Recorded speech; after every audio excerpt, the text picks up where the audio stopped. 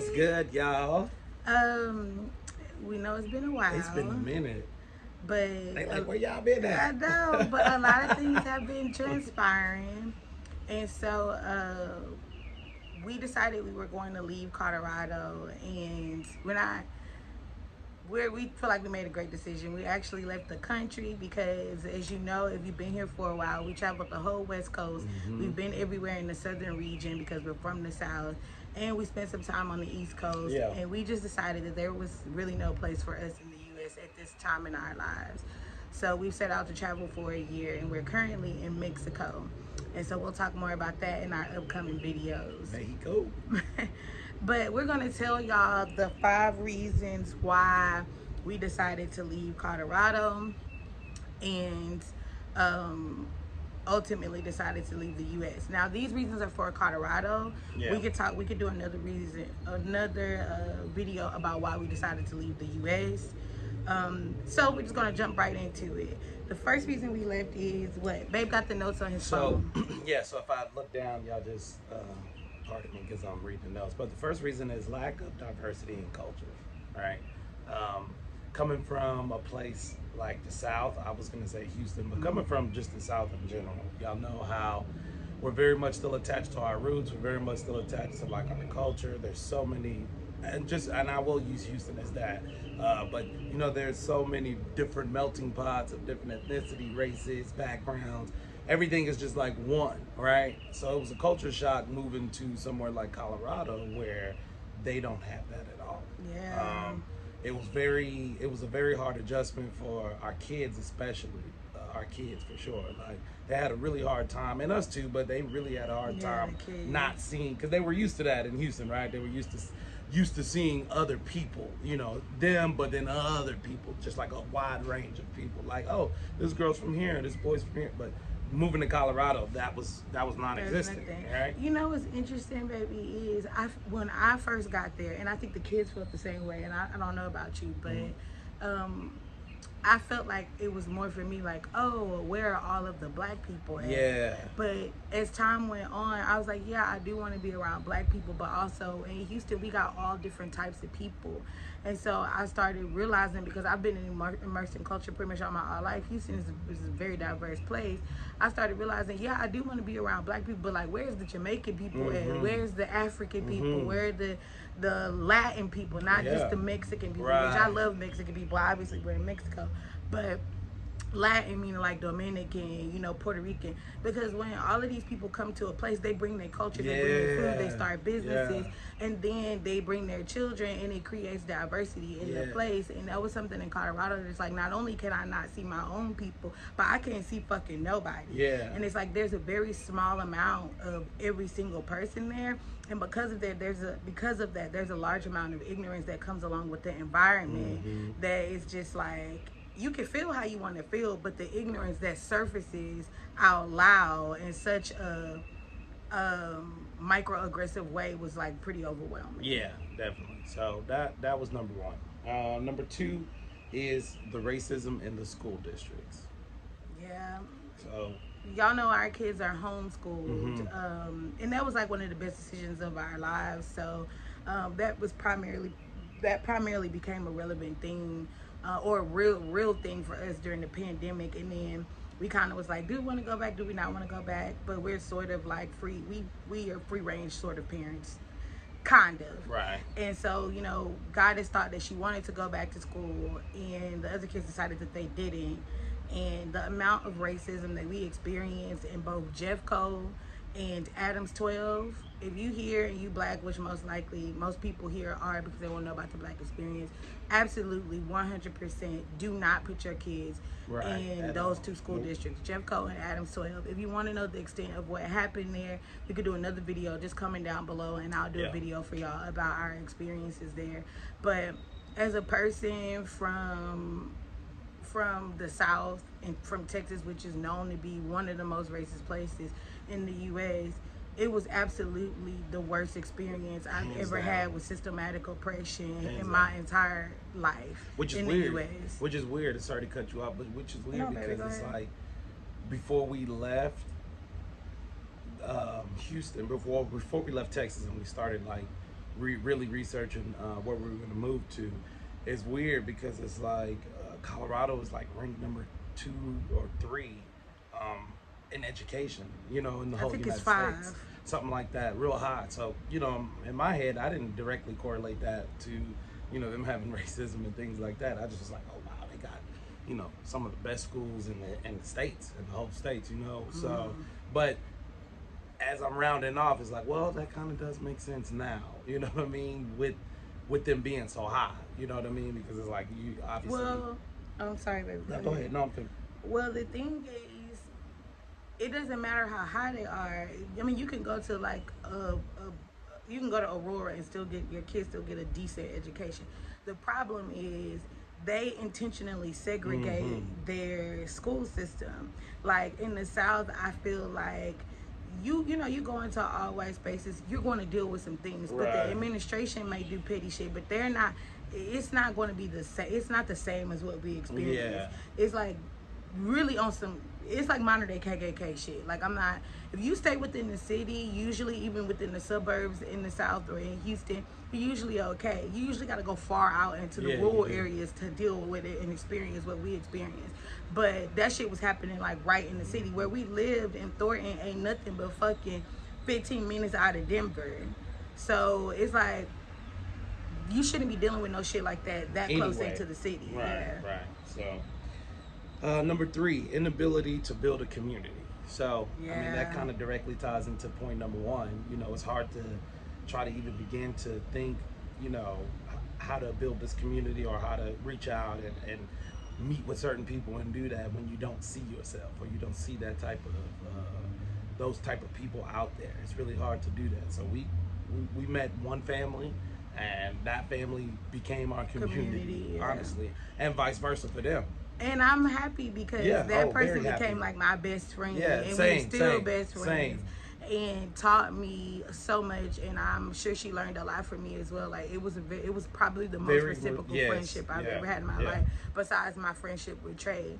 But I feel like I'm really grateful for that one person, that one family in our community, and they were pretty close to us and like-minded. They also have 4 children, so it created community for our kids as well. Yeah, they've been in the South and in the East Coast, so they're very well cultured. They know, and they understand. You know what I mean? They're just like a reprint of us. And I'd say the same thing for her husband is we created, a really cool bond, and I felt like one of the most reciprocal friendships I've had too, besides Co. So I say the same thing. I'm glad that we met them because even our kids developed that with their kids, and vice versa. So, that was the great silver lining, and that made it all the difference because, we just kind of leaned on each other all the time. It sucked when, those times where we weren't together because we could kind of still feel like, oh, but again, you find what you can find, and I felt like you could do what you could do with that. So I felt happy with it. I felt like the problem for me with Denver is what they perceive to be community is not what we were raised to think community is. Right. And so Denver is very much like, okay, I taught yoga. I had a lot of clientele. I still have a lot of clientele. And, like you go out and certain things or somebody on Instagram, like they feel like that's community. Right. In the South, community is like, these are the people that I trust is a part of my village. That's what I was gonna mention. It's that old saying of like it takes a village to raise a child, and it's like that's the deeper meaning, like you said, is but who's in that village? Yeah, and it's like they don't understand that. No, they think that like anybody the cordial high and by is a village, and that's fine because half the people I didn't want to make a village with, but it's just like being able to find people that it's like, oh, I would love to have you in my village was like slim to none, and it wasn't just like the lack of blackness. It's really like the lack of authenticity and genuineness, Yeah. So that was a big thing for me, and the fact that I couldn't like see myself ever building a community there. I think for me, I realized that means, well, this doesn't feel like home. Yeah. Same. I would agree. All right. Number 4 is the lack of nighttime nightlife activities. Oh my God, I that don't think shit. I've ever seen the city go to bed at 9. Nine, that's pushing it. Nine is pushing Like you it. know how you when you get older, and it's like 8:30. Somebody invites you out, and it's like, oh yeah, we gonna go at 8:30. You're like 8:30. I'm in the bed by 8:30. That's that. I felt like that was the mood there. You know, Yeah. I feel like we're gonna get some people too that live in Denver that disagree.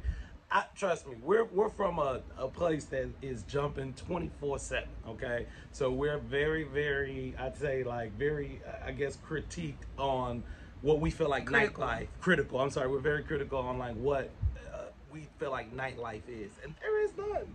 I mean, we've had a couple dates at nighttime, and I'm just like, It's 10:30, very 11 limited. is very limited. That You city can't gets even really find food. quiet. Because obviously we not partying. Like, we married, we got kids, you know, we could party at the house. But the problem is, like, you can't even really get nothing good to eat at that Yeah. time. Like, and then you start thinking about, like, what about when my kids become, oh, like, what the fuck do the kids do? And so that's what I was telling Trey. I was like, that's why the drug problem here is so bad. A lot of people don't know Denver has a really bad drug problem. Yeah.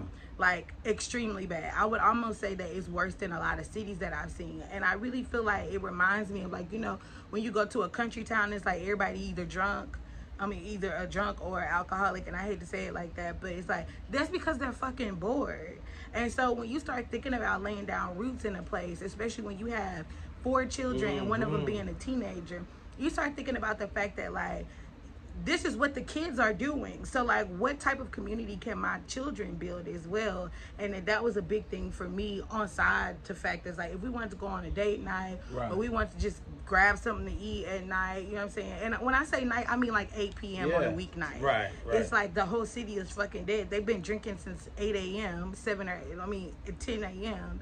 And they've been, you know, it's a really big beer culture is. there. It's like they've been drinking since 10 a.m. They drunken in the bed, and it's like, that's fine. But like, what about us that just want to do regular shit? Right. So, I mean, if you're a college kid and you know, if you one of our subscribers, that's What do they young, do? then What do the college kids do? I feel like they'll disagree, and the only reason why I think so because of the clubs. But we're talking to the married, the older people. You know, we're not Baby, really what clubbing. clubs? There's a lot of clubs down there, but I just Me and for Kiana couldn't us, find none. for us, I'm just like it really don't matter because we've done clubbing already, and I Yeah, feel like I'm once not you've done it once, you've done it enough times, right? But what about just like, I want to go out and dance? But no, that's what- you know? yeah, and that me and my too. friend had to take a trip to Miami just so we could dance. Yeah. It's like, I came in my life Yeah, like that. yeah. Honestly, yeah. So I don't know. I mean, I'd say that for sure. It's no nightlife activities for, I'd say for anybody really, but I feel like we're gonna get some comments that disagree, and respectfully, you know. Comments is comments, so thank you. You know, respectfully, you know, we understand, but I don't see it. She don't see it. Our friends that we made, our community didn't see it. People I talked to that visited kind of said the same thing. So, yeah.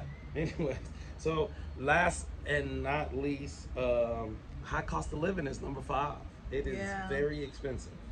And I feel like the cost of living wouldn't have mattered to us if it wasn't all of these other things that we said before. Let's put that in perspective. Yeah. Because it's not like we mean, can make there. money. We you lived know there what for I'm saying? 3-4 We're not years. worried about that. We stayed there. We lived there. But So. it does start to pick at you when you're like, but I'm not getting shit for this amount of Yeah, money. because you live in New York, it's like, I can have do all so this many shit. things. So I you know? don't mind paying $2,100 for a 2-bedroom closet, right? Because you're 2-bedroom outside closet. 99% of the time. Literally, you're only going to sleep and probably you're going to the only time you're spending there is probably like sleeping. I'm so tired for being outside. But with Denver, after the mountains, after the hiking, after that, it's really there's really nothing else you really could do. I feel like once you've seen it once, you've seen it all. So the hikes and stuff are enough to keep you, I'd say, first couple years, because there's so many hikes, so many trails, so many mountains, so many places you can visit, things like that. There's so many outdoor things to do. But I also feel like in return though, but where's just like the other things outside of that. So coming from some place like Houston, there's so much to do. You could stay in one part of the city and spend your whole life there and be like, I could do stuff, still might not even see everything on one part of the city or one half of the city, right? But yeah, after a while, when you're not getting that return, the cost of living starts to eat at you because it's like, I'm just paying for this. Yeah, and it's nothing else. And it's nothing else. And it just doesn't become worth it. Now, I feel like if you're a person that likes outdoors, it might be worth it for you. Right. But I do feel like the reality that you're not going to be able to get to outdoors from Denver quickly is like not a thing that a lot of people understand. Like you can get to Boulder and get to see some stuff, but it's like you got to travel a little bit and all of that. So I think like people who really like outdoors go to Denver and they think this about to just be my life all outdoors, and it can be if you do it correctly. But if you like a person that's going to have to work and all of that, you have to realize how much you're going to have to work in Denver And to plan keep around, up with right. the lifestyle that you want. It's going to cut into the time that you can be into the mountains and everything. So if you do it correctly, you can. Y'all know I ain't about no limited thoughts.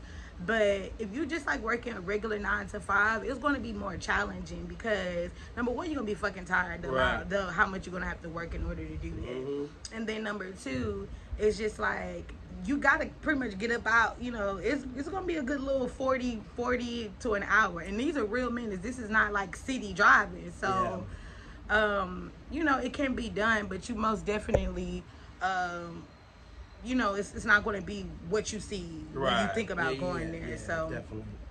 anyways, that's all we got for y'all. If you want to know about why we decided not to move to the other states, comment down below and we'll post those videos. Yep, we got I'm sorry, go ahead. No, go ahead. No, tell me. Yeah, I was gonna say we just got more videos coming.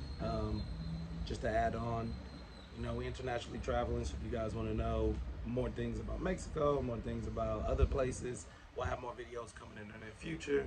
Got more videos on the school districts, and just a lot of things because we've been off of here for a while, so a lot has changed. So we definitely be looking to catch y'all up for sure. So. Yes. Follow me on Instagram at Mama Coco _ the Healer. I think I've kind of decided that the family Instagram is a lot, running 2 different Instagrams, so I might not do that. Yeah. But we also, our blog is going to be going live at the end of this week, and so if you come back to this video, it'll be at the bottom, and you can read the blog post as we move along. I'm going to go back and do a lot of videos in blog post form so that you guys can like have some links and stuff to click. But other than that, we'll be around. So thanks for watching. Peace out.